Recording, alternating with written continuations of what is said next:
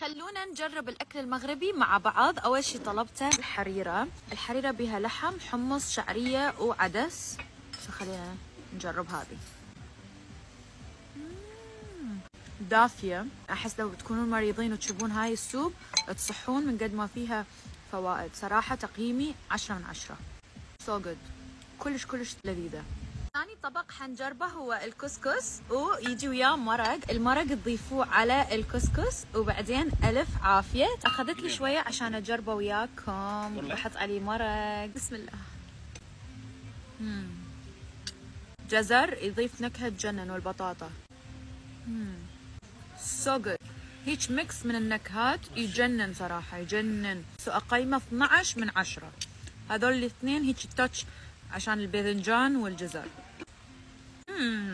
أكثر طبق أنتوا قلتوا لي أجربه اللي هو البسطيلة. هي مثل خبزة، بس خبزة كأنها سمبوسة خبزة، وحلو ومالح بنفس الوقت.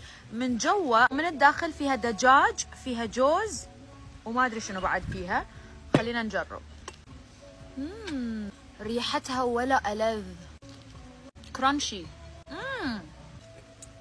بنين تجنن. انفجار من الأطعمة. It's so good. You have to try it. انفجار من اللذاذة بمخكم.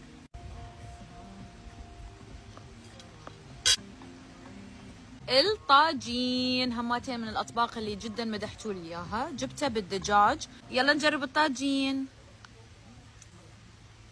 الطاجين أحس حيكون طبق ماما المفضل، لأنه هي تحب هاي المكسات. المطبخ المغربي يا الله على اللذاذة، وخصوصا البسطيلة والكسكسي والحريرة والطاجين. بعد ايش بقى نور؟ اكتبوا لي أكلات ثانية أجربها. حبيت أجرب وياكم الأكل المغربي مع بعض.